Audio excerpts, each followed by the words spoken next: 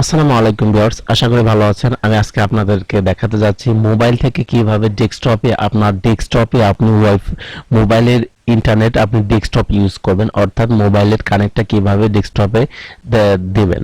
So তার আগে আমার চ্যানেলটিকে যদি আপনি নতুন হয়ে থাকেন অবশ্যই চ্যানেলটিকে সাবস্ক্রাইব করুন। Thank you for subscribe. এখন আমি স্টার্ট করছি আজকের মোবাইল টু ডেস্কটপ কিভাবে কানেক্ট করা যায়।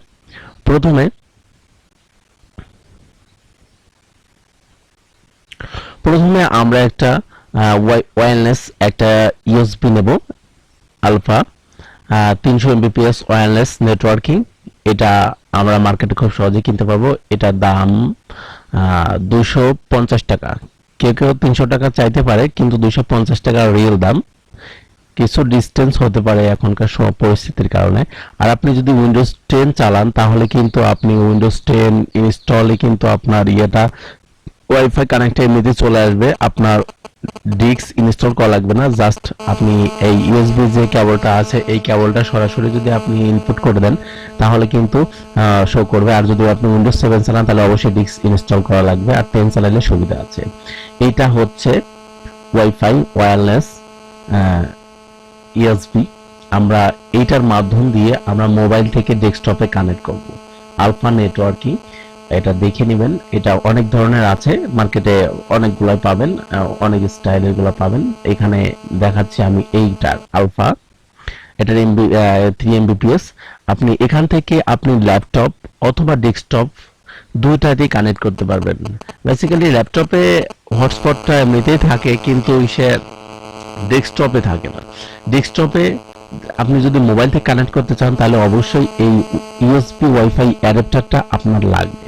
তা আমি শুরু করছি ডেস্কটপে কিভাবে আপনি এটা কানেক্ট করবেন।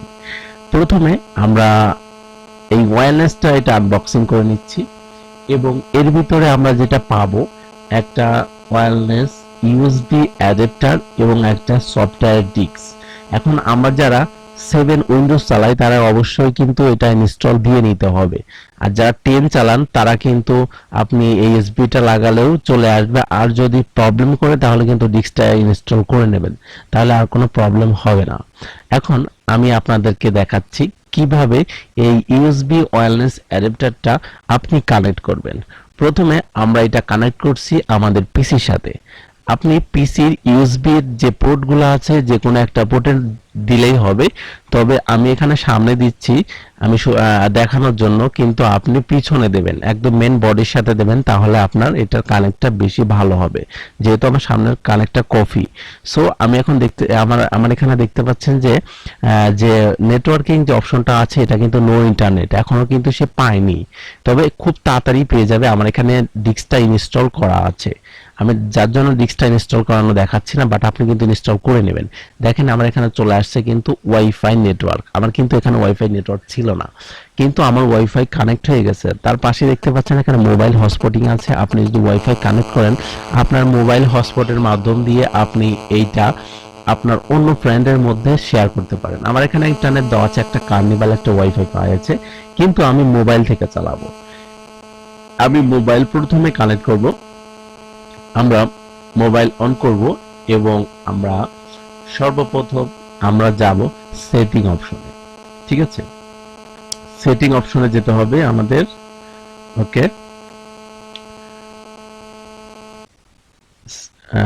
সেটিং এ আসার পর এখানে আমরা খুঁজবো কানেকশন, কোথায় কানেকশনটা আছে। ঠিক আছে, কানেকশনে আসবো, প্রথম উপরেই কানেকশনটা দেওয়া আছে, এই যে কানেকশনে আমি ক্লিক করলাম। কানেকশনে ক্লিক করার পরে তারপরে এখানে দেখবো মোবাইল হটস্পট দেওয়া আছে, টেটারিংটা দেওয়া আছে।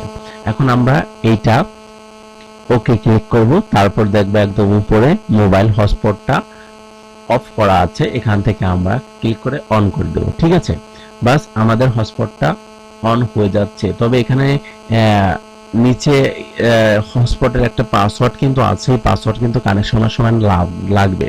আপনার পাসওয়ার্ডটা যদি না করা থাকে আপনি কিন্তু পাসওয়ার্ডটা সেট করে নেবেন। এখন দেখেন আমার এখানে স্যামসাং প্রথমে কার্নিভাল ছিল, কিন্তু এখানে আমার মোবাইলের ডিভাইসটা কিন্তু পেয়ে গেছে। এখন কিন্তু আমি এখান থেকে কানেক্ট দিতে পারবো। আমি এখানে কানেক্টে যদি ক্লিক করি, অটো কানেক্ট, অটোমেটিক্যালি কানেক্ট। আমি যদি অটোমেটিক্যালি কানেক্টে ক্লিক করি তাহলে অটোমেটিক্যালি আমার কানেক্ট হয়ে যাবে। আর যদি আমি তা না ক্লিক করি, শুধু কানেক্টে ক্লিক করি, তাহলে কিন্তু আমার কানেক্ট হয়ে যাবে।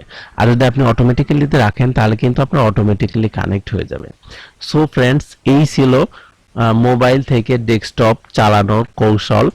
আমরা মোবাইল এমবি দিয়ে কিন্তু আমরা ডেস্কটপ চালাইতে পারি। আমরা কিন্তু এই ব্যাপারটা অনেকেই জানি, ইদানিং বর্তমান সময়ে সব ছেলেরা জানে, বাট অনেকেই জানে না। যারা জানে না, এই ভিডিওটি শুধুমাত্র তাদের জন্য। আর আমার এই ভিডিও থেকে যদি আপনার এতটুকু হেল্প হয়ে থাকে তাহলে অবশ্যই আমার এই চ্যানেলটিকে সাবস্ক্রাইব করুন। তো ফ্রেন্ডস, আজকের মতো বিদায় নিচ্ছি। ভালো থাকবেন, সুস্থ থাকবেন। খোদা হাফেজ।